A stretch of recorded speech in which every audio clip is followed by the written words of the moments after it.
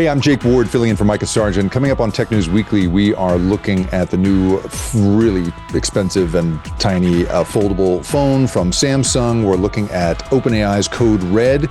We're looking at the issue of AI dating and AI as a dating coach.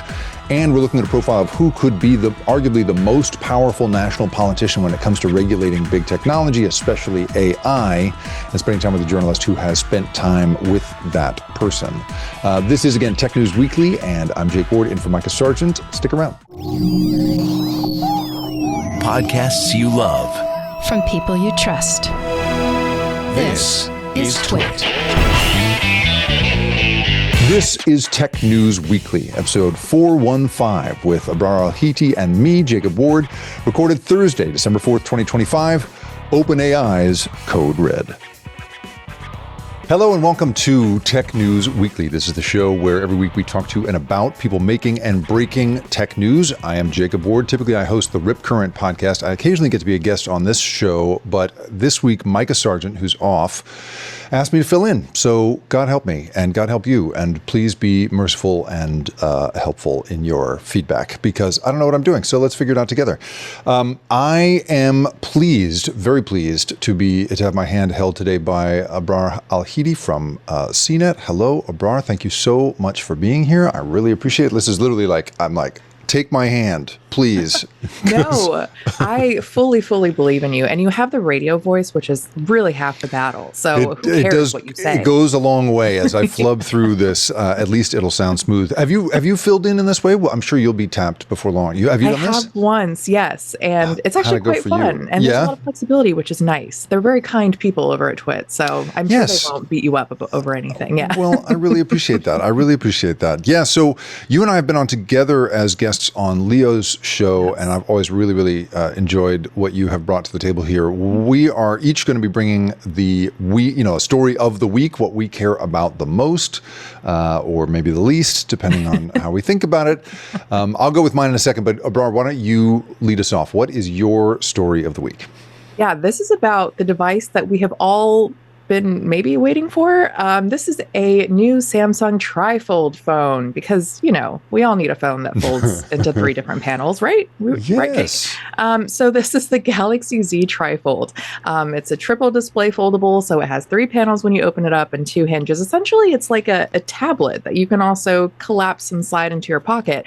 I'm honestly shocked that we're hearing about this so soon after the Galaxy Z Fold 7 was announced. That's the classic, open, close, book style foldable.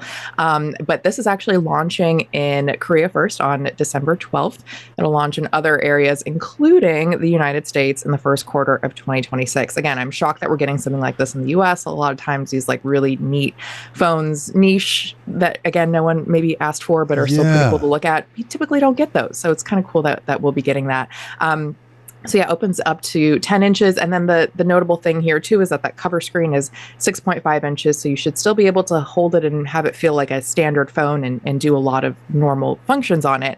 And then the other big piece of this is that it's super thin. So at its thinnest point, it's 3.9 millimeters thick. And at its thickest point, it's 4.2 millimeters. What does that amount to? 4.2 millimeters is the thickness of the Z Fold 7 when that's unfolded.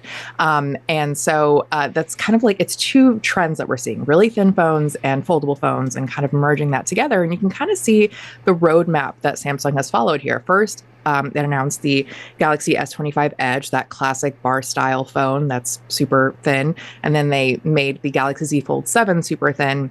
And now you have this thin trifold. So it's a really interesting roadmap, and all within the year. All these phones were announced within a year, which is really surprising and quite impressive, even if it is, what's the use case of this thing, right? Yeah. And then the other piece is the cameras. The cameras are still really good. You have a 200 megapixel wide angle, 12 megapixel ultra wide, 10 megapixel telephoto, so you don't have to compromise on camera quality with something like that. So before I keep talking about specs, I feel like you have thoughts about this, because you have the battery is also supposed to be long lasting, of a 5,600 milliamp hour battery, better than the Z Fold 7. generation. But are any of these things speaking to you? Are you thinking, okay, if I don't have to compromise on battery or cameras, and it's a thin phone, and it's essentially a tablet that folds into my pocket, is any of this resonating with you?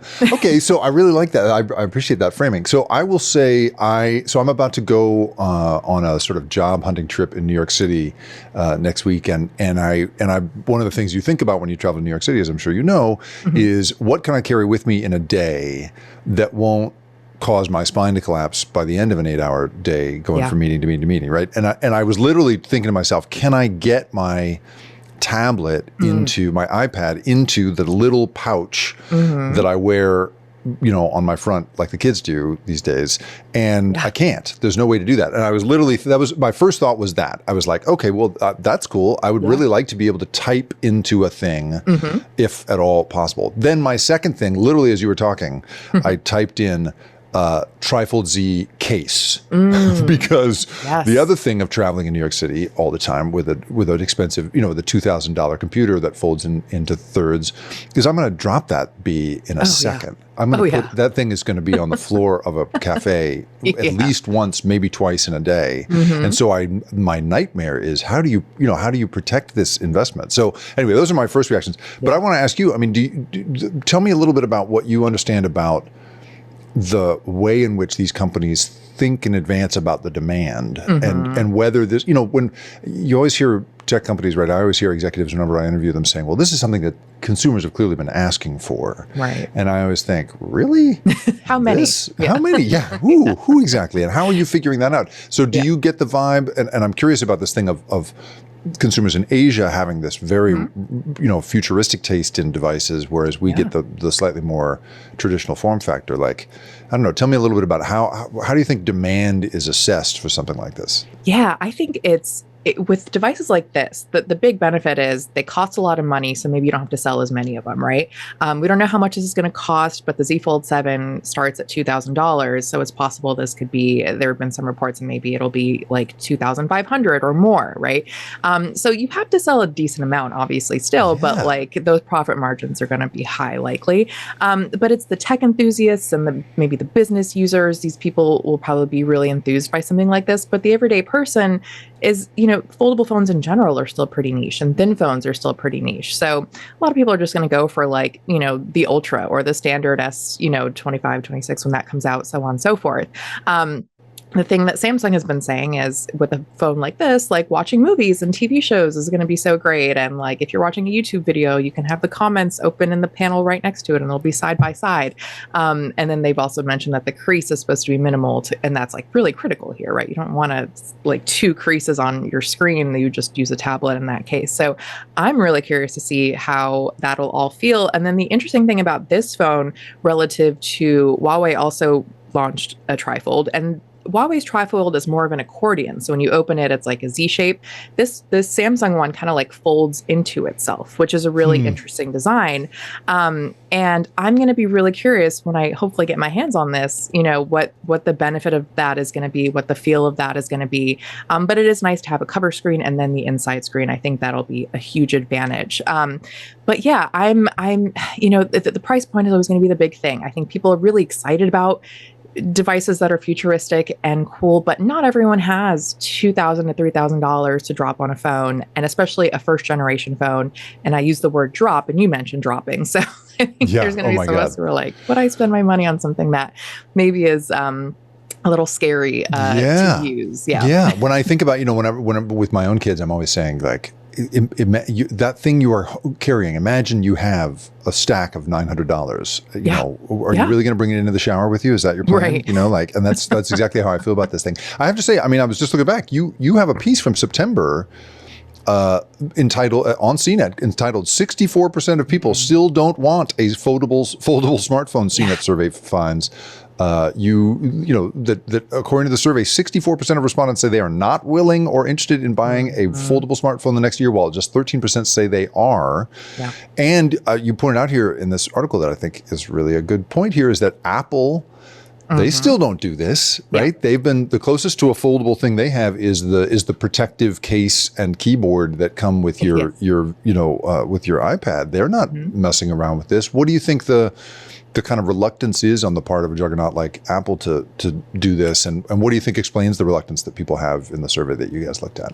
I think there are two routes companies can take. You can be the Samsung and you can be the trailblazer. One of the trailblazers. There are a lot of Chinese companies that have beat Samsung to the punch, of course. Or you could be Apple and you could say, let's make sure this is sorted before we join the conversation. So the iPhone Air came out well after other companies had released thin phones, but there was so much buzz around it because it's Apple, right? There's so much brand allegiance and there's so much power in that name. And when Apple does it, people are going to talk about it, but then that helps everybody, right? That raises all the other companies up if people are looking for an alternative to the iPhone Air. So then, potentially, Apple will then release a foldable phone similar to Samsung. Okay, we've nailed the thin phone. Now let's take that thin form factor and make it into a foldable. Maybe we see that next year. Maybe we see that the year after, right? I think, the more brands that do this, the more options people have, the more likelihood of them actually buying into this. But I still think it's going to be a niche form factor. I think most people aren't going to necessarily care if their phone is thin. They're not going to care if it folds. They just want good cameras and good battery life at the end of the day, and they don't want to pay $1 bajillion. But I think the tech enthusiasts will continue to buy into all of this. So we'll see. I think that'll be the determining factor is what does Apple do next year? And then what does everyone else do as well?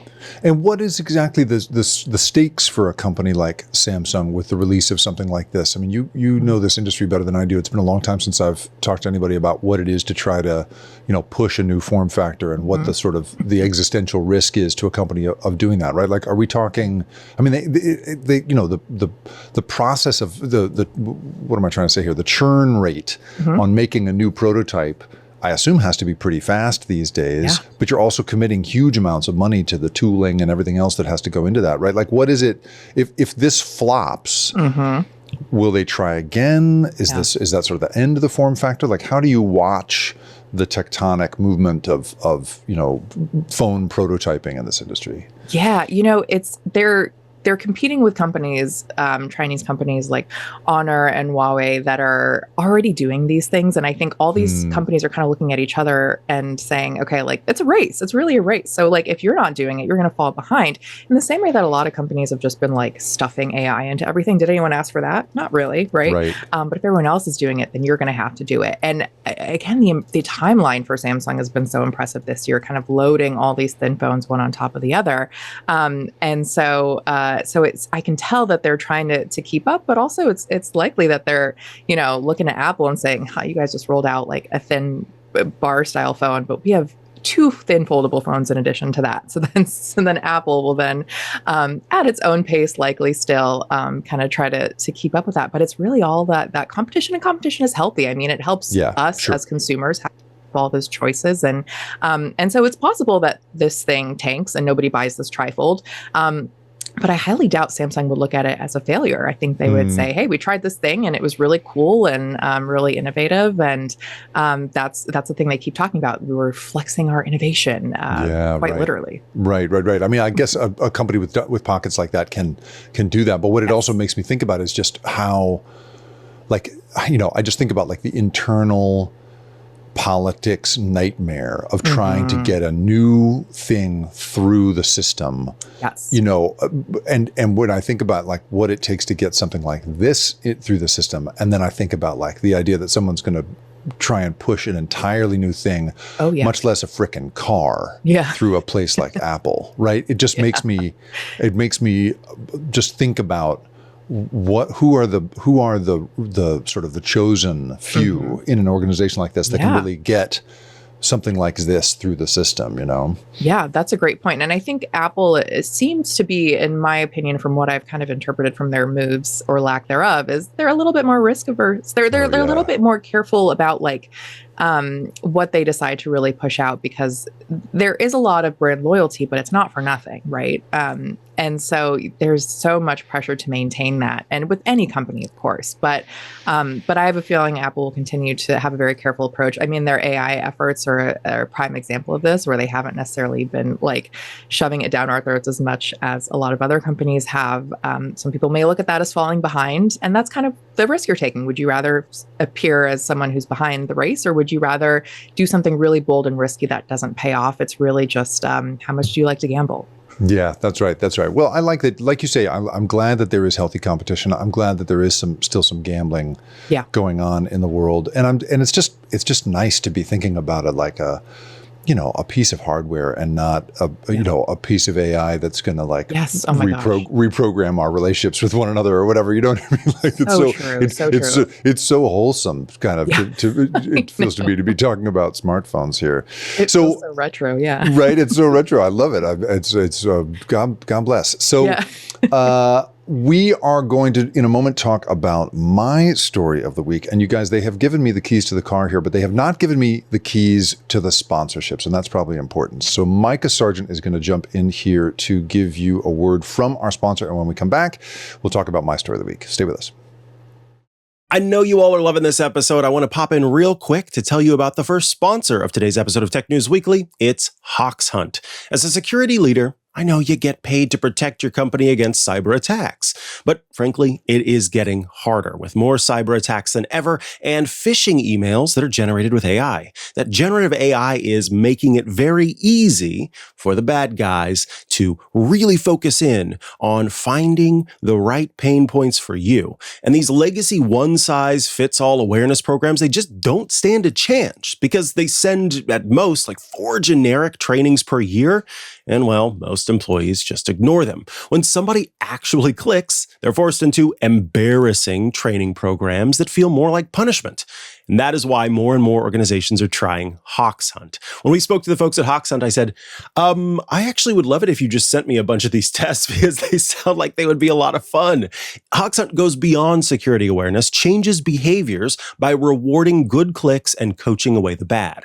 Whenever an employee suspects an email might be a scam, well, Hawks Hunt will tell them instantly, providing that little dopamine rush that gets your people to click, to learn, and to protect your company.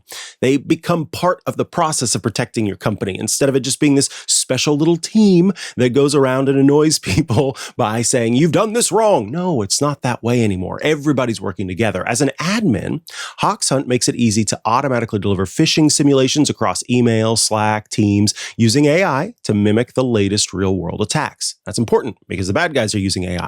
Simulations are personalized to each employee based on department, location, and more, while instant micro trainings solidify understanding and drive lasting safe behaviors. You can trigger gamified security awareness training that awards employees with stars and badges, which of course will boost completion rates and ensure compliance.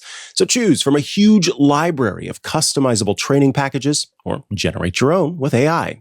Hawks Hunt has everything you need to run effective security training in one platform, meaning it's easy to measurably reduce your human cyber risk at scale. But hey, don't take my word for it. Over 3,000 user reviews on G2 make Hawks Hunt the top-rated security training platform for the enterprise, including easiest to use and best results. It's also recognized as customer's choice by Gartner, and thousands of companies like Qualcomm, AES, and Nokia use it to train millions of employees all over the globe. Visit hawkshunt.com/security now to learn why modern secure companies are making the switch to Hawks Hunt. That's hawkshunt.com/security now. And yes, that is the URL, hawkshunt.com/security now. All right, Jake Ward, take it back from me, friend. Micah Sargent with a very fly new haircut, doing a great job with our sponsorship as always. This is, of course, Tech News Weekly, your Thursday hit of Tech News headlines, and I'm here with Abrar Al-Heeti, and we are talking about our stories of the week. Abrar, mine, shocker, is an AI industry story, because that's all I think about these days. God help me. I love it, but I love to hear you talk about this. Well, I appreciate that. Thank you. Thank you. Everyone else in my life is sick of it, so I'm glad that you That's why you're here. You're not overdosed on my takes here. So on Monday, as people presumably know, The kind people of OpenAI returned from their Christmas break, from their Thanksgiving break, presumably thinking they could just coast right into the holidays. Nope. Sorry, their boss drops a memo on them that says it's a code red. And the great journalist at Wall Street Journal, Berber Jin, got a copy of this memo. It was leaked to him. And that internal memo basically says, Altman telling people, you have more work to do on the day-to-day experience of the chatbot, according to the Wall Street Journal, including improving personalization features for users, increasing speed and reliability, and allowing it to answer a wider range of questions. So there were many ways you could sort of unpack this piece of news. I mean, the first, right, as a lot of people on my feeds have been doing, has to do with the cash crunch that eventually OpenAI is going to run into. And the idea that in this case, the company Altman's basically pulling people back from doing these other projects they were supposed to be working on. There's a personal assistant codenamed Pulse. There is ads. There is shopping agents in, health and shopping, that kind of thing. And all these folks have supposedly been sort of pulled off those, at least temporarily, and put back on, let's make ChatGPT better. And this is because Gemini is doing better and better. They have, since their image generator, Nano Banana, came out, their numbers of monthly users have risen from 450 million to 650 million in the last few months. Right, big deal. And so that is a threat to ChatGPT, which is poised to clear 1 billion weekly users in the next few months, but still seems to be feeling the heat. So everyone sort of wants to cover this like a sports team, right? Like the who's up, who's down, and what's going on. And I'm interested in that to some extent. So let's start with that part of it, right? Like, do you, looking at this, think of this as is this a desperation move? And does, as so many people have suggested, do you think that basically not being able to spare all these people for advertising and personal assistant and agents suggests that there's like a resource crunch going on? What do you think? I'd love to hear your thoughts about this as well, but I think it's so interesting to think that OpenAI is so worried about Google, but it kind of makes sense. I mean, Google has it touches so much of what we do, right? So it's built into and really just shoehorned into every Google platform that we use, from Gmail to Docs to whatever, right? And so you can't avoid it. You can't avoid Gemini. And I'm one of those people that tries my hardest to avoid generative AI, and I can't avoid. God bless you, Gemini. bro. I try. Great. I'm one of 5 people left on this earth, I think, that feel that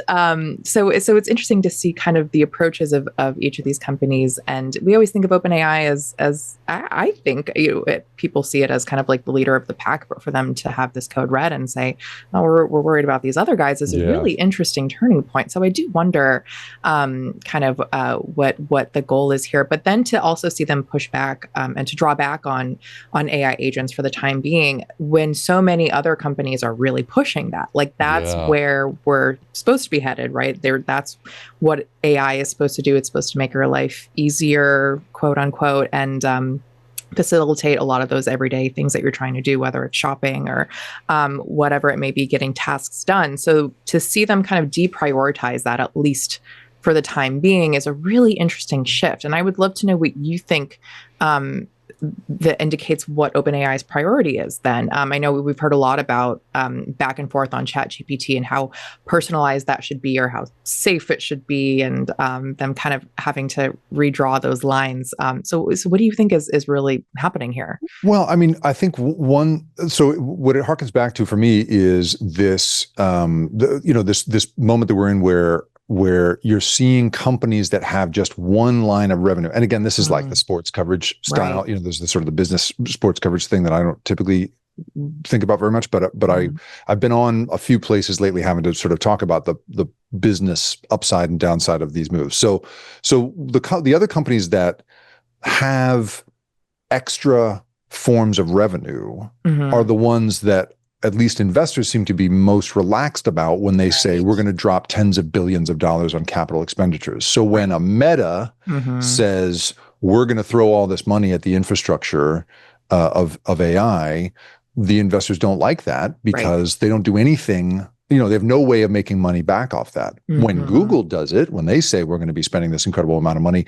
not only is it a more acceptable percentage of the total revenue of the company, because they make just gobs and gobs and gobs of money, they are making some of that off of the services related to that. So they actually sell cloud computing that makes a difference. So that's one thing I think about, right? Is that this really could be, I mean, we've seen already at least a couple of public instances in which Sam Altman's been asked about, the real world limitations on his pathway to profitability. I was looking, I think it was Forbes that was projecting like 2030 is the soonest we could see that company be profitable at all. And he was on that podcast with Brad Gerstner, one of his investors, basically saying like, how are you going to get to this kind of profitability, considering you're going to drop all this money on capital expenditures? And his response was to say, Brad, if you don't want the stock, I'm sure somebody else wants it, not to say, well, here's how we're going to get there, Right. So I think I get the vibe that there's some defensiveness, there. But I also think that there's this very powerful instinct on the part of the people at the top of a company that's really all about, the experience of the product to say anything except making this product irresistible, like emotionally irresistible, is an unacceptable distraction from the main thing. And that includes advertising, right? So that's the thing that like everyday folks who don't have to think about this for a living, and thank God they don't, have been saying to me is like, why wouldn't they just do advertising? That's how Google makes their money. That's how Facebook makes their money. But I'm sure to somebody like Sam Altman and his team, there's something very sort of holy about the idea that you don't bother someone with advertising until you are confident that they can't live without your product emotionally, psychologically, know. And I think that's the vibe I get as to why they would forego the short-term profits of that kind of thing. I also think, you mentioned Apple in your story of the week, not wanting to flub something, right? Wanting to be great at the core thing and being sort of conservative as a result. I feel like that attitude, I feel like there's echoes of that here where you're sort of saying, I want this product to be so infallibly great that no one's gonna, I don't want our reputation hurt by a bunch of lame ads that come through, sort of too early. I don't know. That's my early thought about it. Yeah, I think so too. I totally agree with that. And I've seen some interesting kind of projections of what advertising could look like on a platform like ChatGPT. And you're much more of an expert than I am in this, but I just spend too much time on X. But it's essentially like very, very Truman Show-esque interactions where you would like ask about something and they'll be like, well, might I suggest XYZ? And it's like essentially becomes like for ChatGPT becomes like a companion for a lot of people. So I'm like, so if I really go really deep into Uncanny Valley, just creepy futuristic vibes, it's like, that's the next influencer is like ChatGPT talking to you about what you should buy. And so that's a really creepy, fun future to look forward to, right? Yeah, maybe we can sort of be in some way grateful that they're not getting distracted by that. That we're not going to have that as soon as we might have. But give them a couple quarters and it feels like we're going to get there. I mean, the other theme that this brings up for me is the one that I've been going at so hard, which is this whole concept of, I've been calling it AI distortion, basically like the distortion field that it creates in the human psyche, and the ways in which these companies are specifically trying for that. And you could say every company ever has been talking about trying to create a real emotional connection with their user, right? Like the Coca-Cola formula has to do with like, it's just a feeling, that kind of thing. Right. But in this particular case, I think that there is something really, there's something, I don't know, they're really having this, right? We're seeing in user numbers, we're seeing in the rise of all of these state laws that are trying to regulate, emotional companionship. We're seeing it in the reports from kids, 1 in 5 of whom are now reporting either themselves or knowing someone who has like an emotion, like an AI friend, right? Or even lover. I mean, like we're in a world in which these companies are, so Nick Turley, the head of ChatGPT at OpenAI, he posted around the code when the code red was announced, he basically said, we're going to make this thing, I'm paraphrasing here, but his words were more intuitive and emotional. Yeah. And it feels to me like that's the focus here, is make this thing so emotionally and psychologically compelling that, and they're doing it. That's the thing. Like we see in the numbers that is happening, and so for me, I think that's the core thing here. So the idea that this code red is pulling everyone back to that task is kind of an amazing thing. So that's the thing that I've been focusing on lately. Yeah. I mean, it's interesting too that with the GPT-5 model that so many people pushed back on that and said it was too cold, right? Like that's such a testament to where a lot of people have come in their connection with these models and what they expect now, and how it's really changed the collective psyche and how we want technology to feel to us. We don't care if this thing isn't real. We want to feel like it's our friend, and who cares if it affects the way we see the world and other people and ourselves. It's slightly terrifying, but that's the only way that you can make it that sticky thing, in the way that social media has become that sticky thing. But this is taking it to the next level.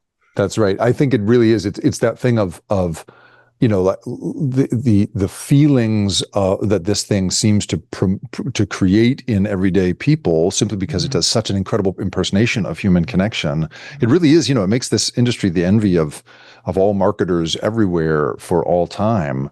But like you say, that is such a, I don't know, it's such a sort of like powerful feature of this particular kind of product, and seeing them realize that and double down on it, even as we're also seeing regulators and parents and teachers and everybody else starting to say, whoa, like, what is this exactly? Are we really should we really be letting this thing run wild with our brains? I think we tend to be pretty allergic in this country to the idea that anyone's manipulating us, but I feel like there's this powerful, the fact that these folks are saying so openly that this is the plan. Yes. Oh, it's wild. Feels to me like a real shift here. Abrar, I really appreciate you being here with us. Remind us again where we can get more of your great work. Yeah, thank you for having me. So fun to talk to you. You can find me on X. I'm at Al-Heeti_3. I'm also on Instagram at Abrar Al-Heeti, no spaces or hyphens. And you can find my work on CNET.com. And again, such a pleasure chatting with you. You're killing it. Abrar, you are the reason I managed to make it through this without sweating from my shirt. I really, really appreciate it. Abrar Al-Heeti, everybody. And when we come back, we will be speaking to two other journalists about their great work covering this fascinating industry. And we're going to turn over to Micah Sargent once more to read you another word from our sponsors. Stay with us.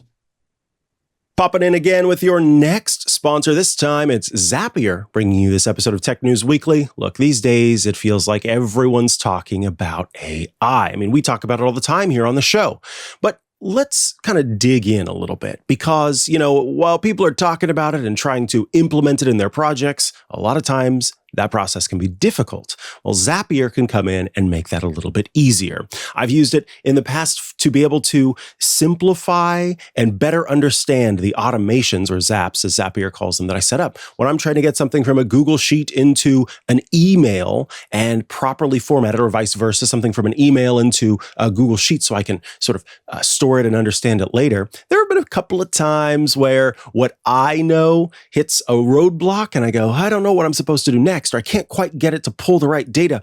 Having Zapier's little AI buddy right there for me, so I can say, help me out with this zap, and have it pop in what I need, great. But there's more to Zapier. It's how you bring the power of AI to your work, not just talk about it. With Zapier's AI orchestration platform, you can bring the power of AI to any workflow. So that means connecting top AI models like ChatGPT, like Claude, to the tools that your team already uses. So you can add AI exactly where you need it. Whether that's AI-powered workflows, an autonomous agent, a customer chatbot, or something else, you can orchestrate it with Zapier. Zapier is for everyone, tech expert or not. No IT bottlenecks, no complexity, no AI hype. It's just results. Teams have already automated over 300 million AI tasks using Zapier. Ready to join them? Get started for free by visiting zapier.com/TNW. That's ZAPIER.com/TNW. All right, Jake Ward, let's head back to the show. Micah Sargent leaving me in charge of his house. It's a weird feeling, and I'm very grateful to him for having me here. I can't always get the journalists schedules to line up with our show. And if you are a busy professional, you know the deal. So in this case, I spoke to Rita Omokha, who wrote a very interesting story for Elle about AI companions and the degree to which people are using AI as a dating coach for themselves. And so I pre-recorded this conversation with her just about a day ago or so, and she broke down some of her reporting for us. I hope you enjoy it. Rita Omokha, thank you so much for being here. I really appreciate it. Thanks for having me. I appreciate you. So let's talk about the article you did for Elle. I was really astounded by it. I spent a lot of my time thinking about AI full-blown psychosis. I think about what I'm calling AI distortion. This feels to me like a thing where you are really articulating something that just, this isn't extreme cases of psychosis. This is people getting very emotionally connected to something like ChatGPT.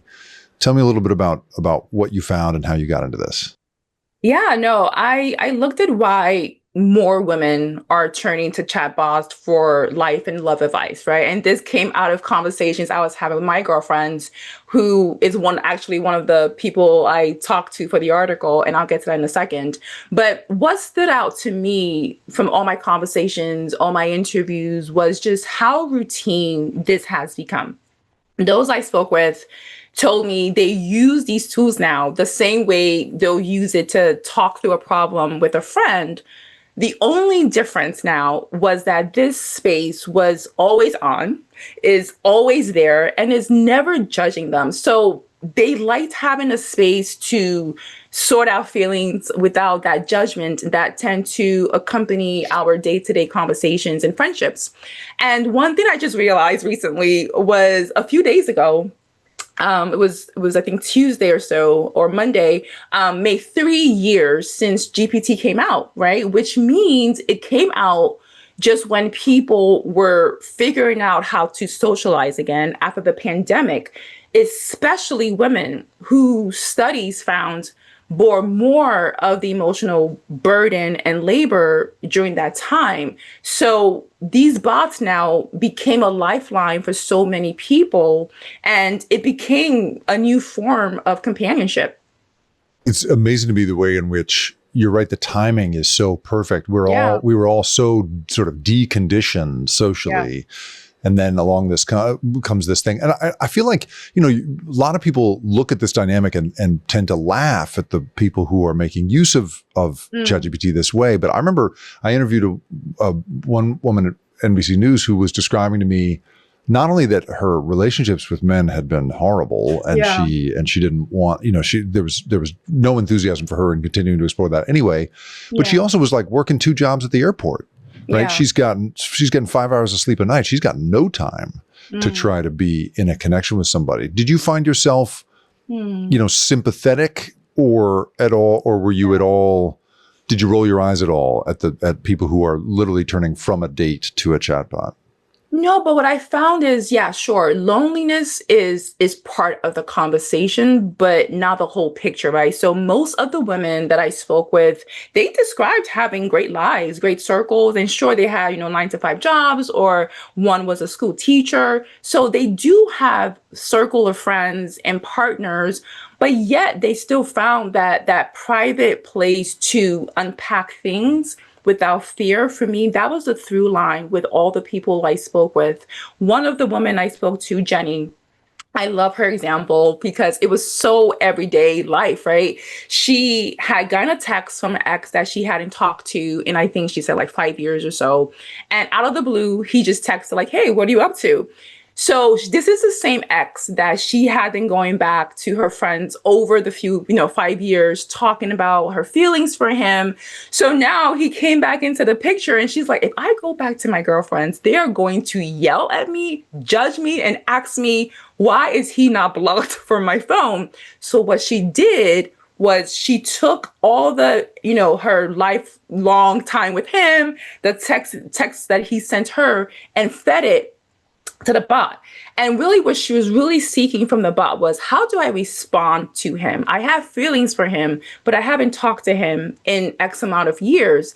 And I made sure that she sent us a screen grab of that conversation, just a little bit, to show us how ChatGPT was actually empathizing with her and her feelings. And yeah, of course, he didn't treat her the way she wanted to be treated in the relationship, but she still had feelings for him. So with that conversation with the bot, as opposed to if she had had it with her girlfriends, there was no emotional blowback. It was just this steady parsing partner that she needed at that time.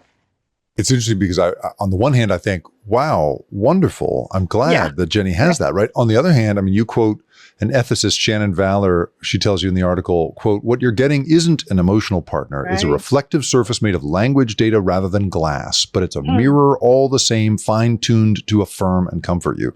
And to my mind, I think, right, yeah, it'd be hard to talk about the ex with the friends, because the friends might say to you, this is a terrible idea. And they might be right. Right. I mean, this is the thing. And instead you've got this bot that's conditioned for this. So, I mean, one of the things I want to ask you is, we know that it is the business strategy of these companies to make as affirming a bot as possible, one that really will always make you feel good about it. You know, Sam Altman at OpenAI just declared this code red, where everyone's got to come back and start working harder on the core product. And he said over and over again, and his lieutenants are saying in their public comments, that we want to make this chatbot, you know, more, I think they called it intuitive and emotional, right? They want it to be that for you. Yeah. Given what you've reported here, what's the upside and the downside of that?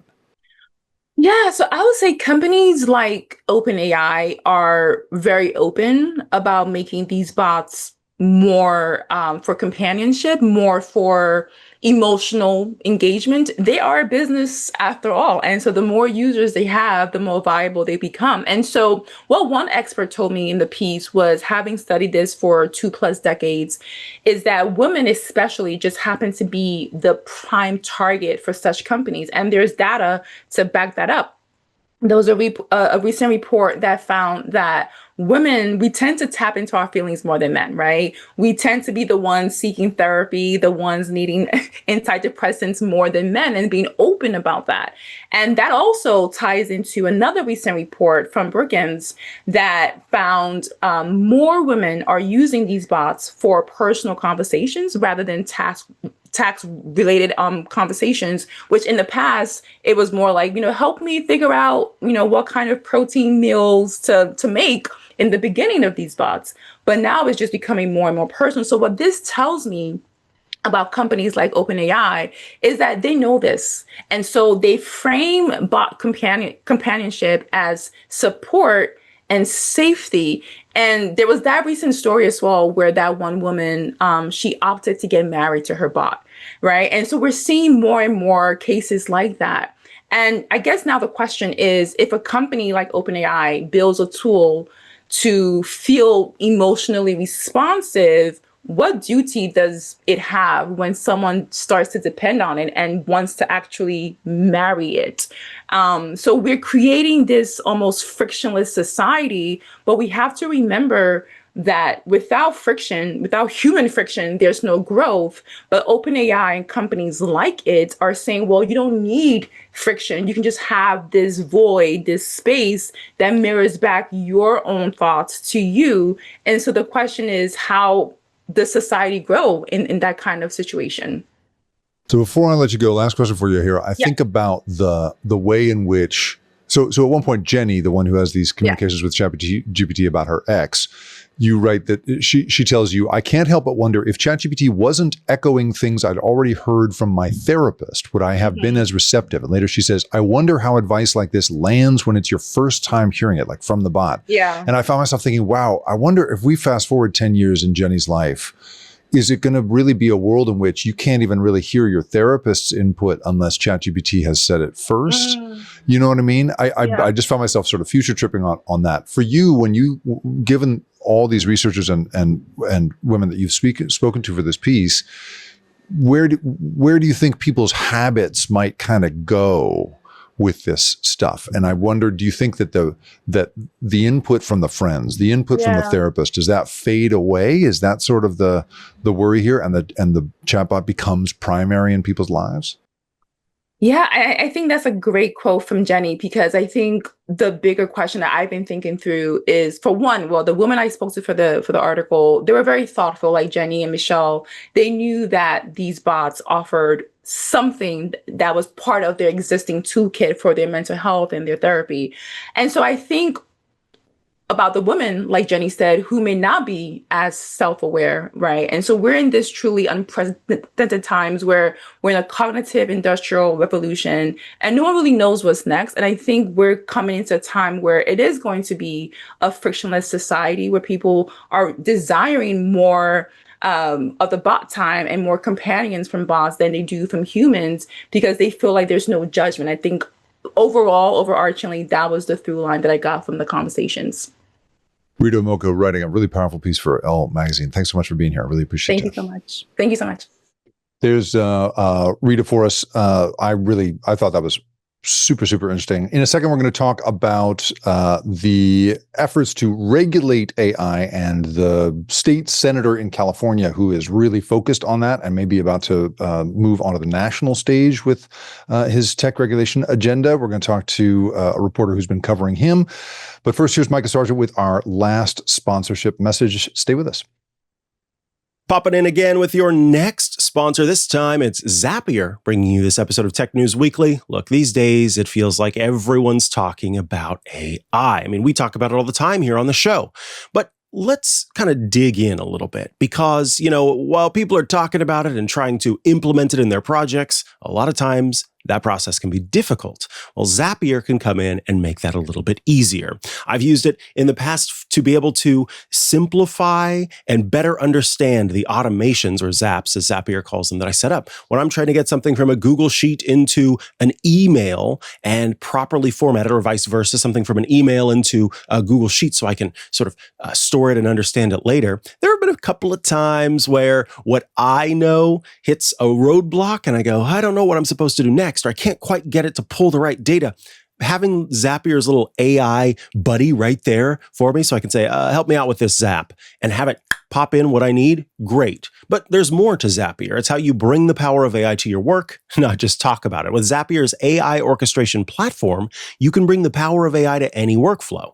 So that means connecting top AI models like ChatGPT, like Claude, to the tools that your team already uses. So you can add AI exactly where you need it, whether that's AI-powered workflows, an autonomous agent, a customer chatbot, or something else. You can orchestrate it with Zapier. Zapier is for everyone, tech expert or not. No IT bottlenecks, no complexity, no AI hype. It's just results. Teams have already automated over 300 million AI tasks using Zapier. Ready to join them?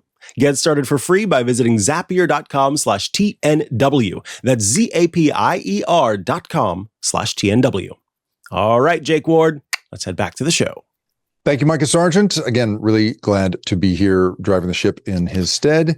And now I get to bring in an old friend and colleague, Adam Rogers. Adam Rogers has been someone I've looked up to as a journalist for a long, long time. He was my editor on pieces back in the day and has written a very interesting story that marries his experience as both a political reporter once upon a time with his experience as a tech thinker.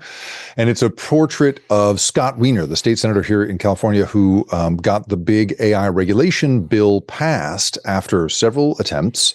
And I am really excited to break down Scott Weiner's position on this stuff, what it says about AI state law and the lack of federal law, and Weiner's national ambitions as opposed to those of the California governor, Gavin Newsom. All of that is something we can cover here. So, Adam, thanks so much for being here. Oh, thanks for having me, Jake. It's nice to see you. Yeah, nice to see you as well. So give us a little breakdown so people, because it's your first time, I think, on this show, right? Tell us a little bit about yourself and your history, because I know you have you've covered lots of things I think people here would be very interested to hear about. Oh, that's kind of you. I hope that's true. I keep telling people that maybe I'm a science and culture reporter. I was a trained science journalist when I started at Newsweek a long time ago, but while I was there, sort of worked for almost every desk, including covering a presidential campaign quite a long time ago. And then I was at Wired for almost 20 years as a writer and an editor, doing features and print side and digital side. And I was a Business Insider for a while, and now I'm mostly freelance. And I think my area of coverage is science and sort of scientific thinking in culture. Because even though I spend a lot of time covering tech straight ahead, I mean, you and I have sort of ranted about this a little bit. Like my technology coverage has only rarely been business coverage. Right. Right. I've always felt a lot more comfortable on the like, well, how does that work, and what does that machine do, and what does that mean? And it, and now that has very much, I think, become a technology policy story writ large. That the question of how does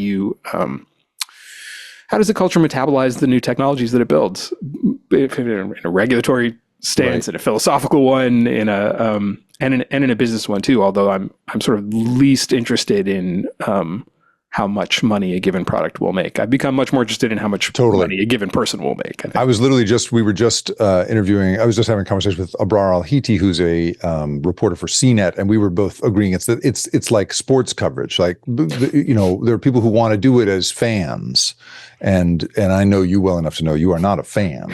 We are interested in what sports is doing to people, right? We're as interested in the sports gambling and the rules around it as we are in the players on the field, right? So I think that's really interesting. All right, so let's get into Scott Weiner, right? So you wrote this profile of him for Mother Jones, and maybe you could just kind of summarize it for us. What is the sort of what was the assignment, what was the pitch, and what was the experience of trying to go after Weiner as a subject? Yeah, it was really interesting because the assignment grew out of a mutual fascination with Weiner that I shared with Clara Jeffrey, who's the editor-in-chief of Mother Jones, and a longtime San Franciscan. And both Clara and I arrived in San Francisco at about roughly the same time, about 20 some odd years ago. About 100 years ago. Yeah, it's about right about after gold was discovered. Right after the earthquake. The big boom,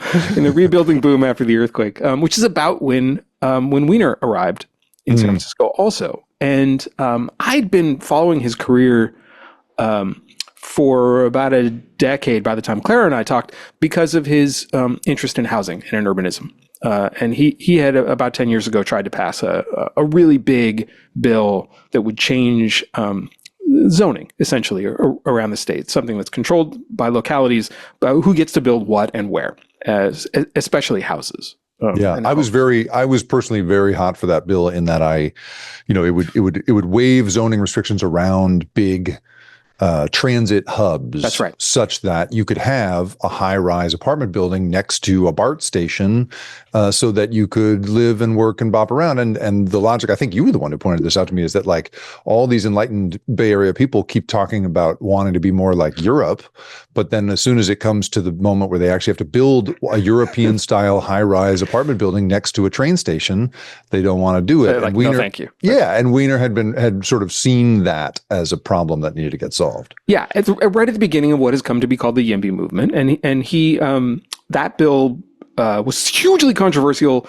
failed up and down the legislature, but it started. Came right at the beginning of some real policy changes, some very mechanical, very small, like taking a glasses scale screwdriver to the nuts and bolts. I'm torturing a metaphor, sorry, but to the nuts and bolts of zoning policy, of home building in California. And that's the reason I bring that up now. He eventually, just this year, in addition to the AI bill that he got passed, he got a version of that bill that he'd been working on since then passed this year as well. That's what was interesting, because he works in these very, as a legislator, even when he was on the San Francisco Board of Supervisors, he's in the California State Senate, as a legislator, he famously works on these very thorny, complicated issues of policy, really controversial, puts his colleagues into the position of voting on stuff they really don't want to be voting on sometimes. And he's also kind of known for getting them passed, for being effective in getting them passed, because he's a deal maker. And so both of those things, I think, really come to the fore with the AI legislation as well. Yeah, super that's really thorny, and it's super hard to get the deal made. I think, the reason that I want to have you on to talk about him, even though your piece is ostensibly about his work on housing, I think it's really worth noting, right? We should let people know. Give us a little sense of it, right? He's about to conceivably make a big move to the national stage, right? Everyone is going to know this guy if he has his way in the next couple of years, right? Tell us about that. Well, so this is the next level of importance, and this is politics, not policy, but they do overlap, I think, really closely here. He is running for Congress, for the U.S. Congress from San Francisco, a seat that has been held for decades by Nancy Pelosi, famously, a lion of the U.S. Congress. She's been described very powerful as a House leader, first woman speaker, really important for California's interests, and also as what the House, when it's been controlled by Democrats, has done. Right, and anybody who steps into her role is going to get national attention, I would assume, and then on top of that, the person who could conceivably be in the White House, at least as the Democratic frontrunner for that nomination, is the current governor of California, who I would imagine Scott Weiner has some sort of relationship with. Do we know much about that relationship? What those two are like? Well, Weiner describes it as very professional. Code for we don't drink beers together. Yeah, I think that's right. Although that's also Newsom's reputation. They do. For not drinking many beers with many folks. Yeah, right. They do come from a similar and often overlapping political background in California. Newsom is the kind of scion of at least a couple of really important California political dynasties. Sometimes not biologically, but by relationships and mentorships and donor networks, stuff like that.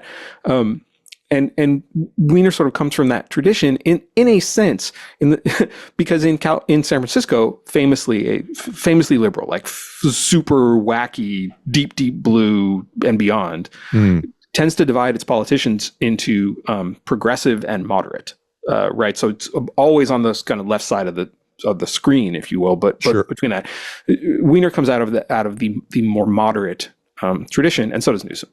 So they share that overlap, but it was Newsom who vetoed this AI bill the first time it came up last year, right, under pressure from Silicon Valley. Yep. It was Newsom who vetoed the second version of Weiner's most expansive political housing bill back in the day, but who signed it this time, and who signed both. So Newsom becomes part of the deal making structure that Weiner builds around these bills to get them passed. You have to in California, right? Absolutely. One more pop in to tell you about our final sponsor here on Tech News Weekly. It's Zscaler, bringing you today's episode, the world's largest cloud security platform. The potential rewards of AI. You look at it, it's glowing, it's bright, it's shiny, you want it. You want those rewards. They're hard to ignore, right? But frankly, the risks are there too. Loss of sensitive data, attacks against enterprise-managed AI, and generative AI increases opportunities for threat actors, helping them to rapidly create phishing lures, write malicious code, automate data extraction. In fact, there were 1.3 million instances of social security numbers leaked to AI applications. ChatGPT and Microsoft Copilot saw nearly 3.2 million data violations. It's time to rethink your organization's safe use of public and private AI. Check out what Siva, the Director of Security and Infrastructure at Zuora, says about using Zscaler to prevent AI attacks. With Zscaler being in line in a security protection strategy, helps us monitor all the traffic. So even if a bad actor were to use AI, because we have a tight security framework around our endpoint, helps us proactively prevent that activity from happening. AI is tremendous in terms of its opportunities, but it also brings in challenges. We're confident that Zscaler is going to help us ensure that we're not slowed down by security challenges, but continue to take advantage of all the advancements. With Zscaler Zero Trust Plus AI, you can safely adopt Gen AI and private AI to boost productivity across the business. Their Zero Trust architecture plus AI helps you reduce the risk of AI-related data loss and protects against AI attacks to guarantee greater productivity and compliance. Learn more at zscaler.com/security. That's zscaler.com/security. So he takes two, sorry, I'm whacking my microphone here. He takes two swings at the NIMBY problem at the housing bill. He then takes two swings at this AI bill, right? And this bill, I don't want to put you on the spot. Maybe I'll summarize it for us instead, is the first one he took a swing at was this SB 1047, which was vetoed, as you mentioned, by Gavin Newsom. That was the Safe and Secure Innovation for Frontier Artificial Intelligence Models Act. But then he comes back, right? I mean, this is the thing is I think we're used to Washington politics where once a thing dies once, it never comes back again. And you never vote something down with the hopes of it coming back. You just vote it down as a sort of symbolic moment. I mean, this is really he really does keep trying. And SB 53 he got through, which does a couple of big things. It has this, it's described as a transparency law that requires developers of frontier AI models to publish safety and governance frameworks and disclose how their models comply with safety standards. And there's all kinds of whistleblower protections. So an employee inside one of these companies that thinks that it's about to hand the keys to the Terminator can blow the whistle.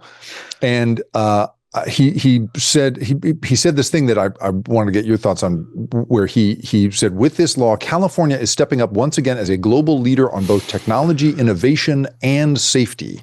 And I feel like I've been looking through past public comments. He's always talking about those two things as that we need to stop thinking of those things as in opposition, that technology, safety, and innovation can go hand in hand. Is it your vibe that that's something he believes, that you really, is that the kind of attitude you think he'd carry to the national stage? Yeah, well, he is always a very effective. He's an effective representative. He's trying to represent the interests that voted for him, and some of those interests are technology interests. His donors are again famously.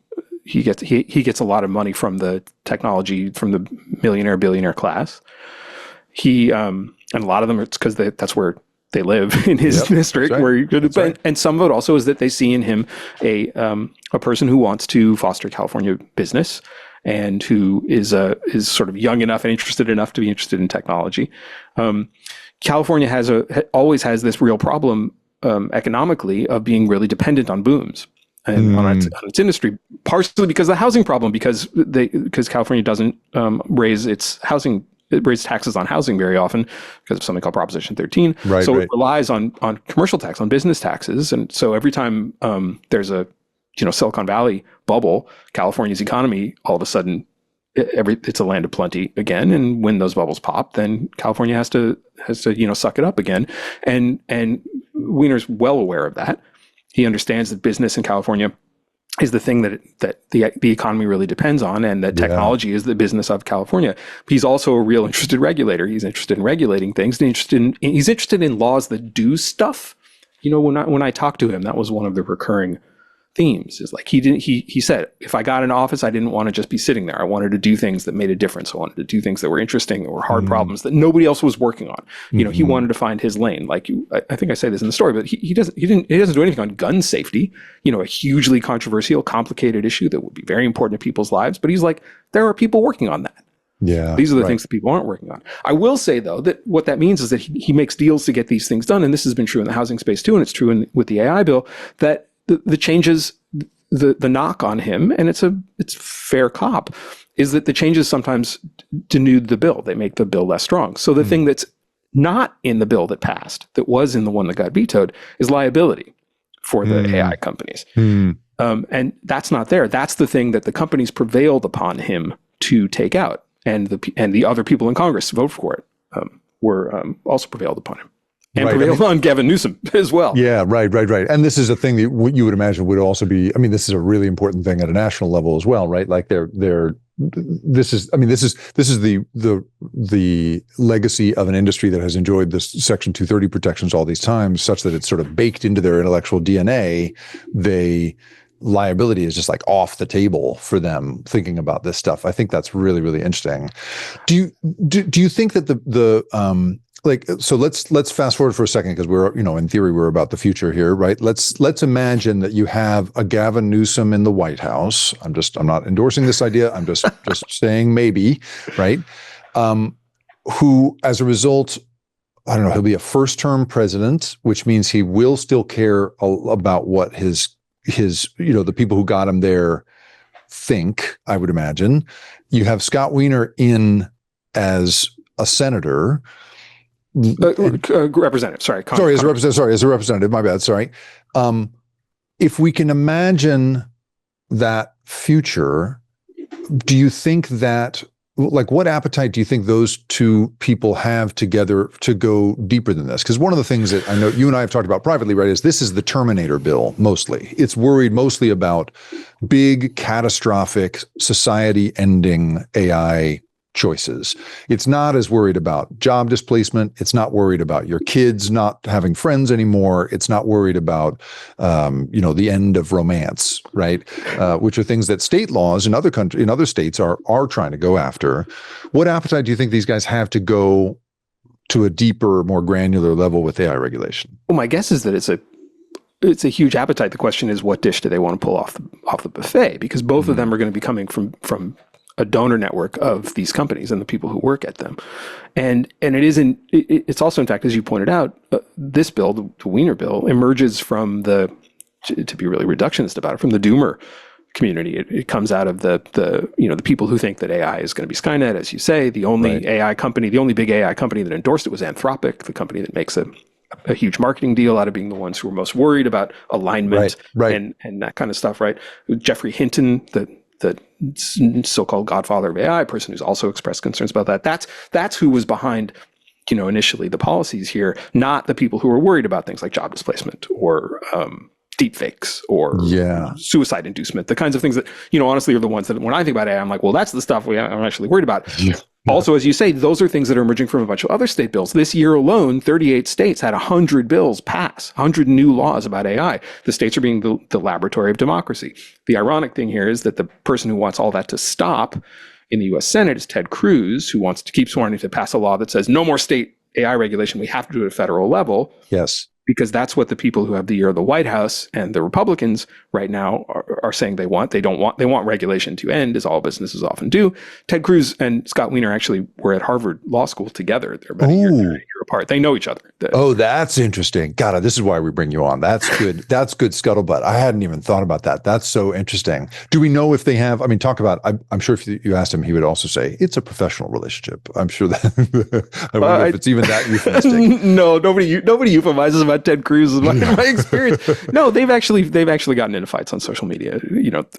Cruz has said, like, I don't know who this crazy, they insult Weiner because he's gay and he does a lot on LGBTQ issues and he's from San Francisco, and so they shoot at him from that perspective. And Weiner's response on social media has been like, dude, we were in school together. Like you absolutely Scott. Know me. Yeah, hi. Yeah.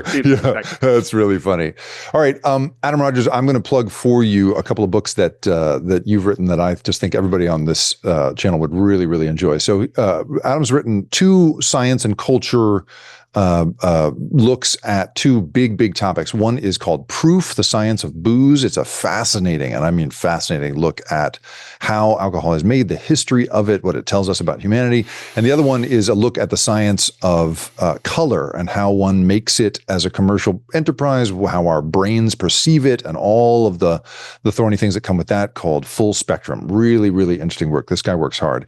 Adam, if people want to follow you, want to see more of what you do, what other stories you're working on, where do you like to show up? I know you've hosted a podcast. Tell us a little bit about where else people can catch more of you. I'm writing for a bunch of places right now. I show up to say dumb things on social media on Blue Sky a lot at JetJocko, JetJoCko. Website's adam-rogers.net. I often post bibliographies for the stories that I write on the website so that people can see kind of where my work emerges from. Trying to get better about that kind of relationship with readers, I think, is important. So sometimes that's you can go to adam-rogers.net/Weiner-housing, I think it is, and see the bibliography for the Scott Weiner story. Fantastic. Adam Rogers, thank you so much for being here. It's really great to see you, and cool work. Really cool to see what the future leadership of the country might be thinking about with this stuff. So Adam, thanks so much for being here. Thanks. Good to see you, TJ. You guys, Tech News Weekly publishes every Thursday at twit.tv/TNW. That is where you can go to subscribe to the show in both audio and video formats. My name is Jacob Ward. I host a podcast called The Rip Current. You can look at it at theripcurrent.com. I am at by Jacob Ward, BY Jacob Ward, on all the social media platforms. That dates from back when I thought I would only ever appear in print, and that was going to be my byline by Jacob Ward. And I really appreciate you all spending your time with me here. Micah Sargent will join you all next week for another episode of Tech News Weekly. And I really hope you have a great weekend. Thanks so much.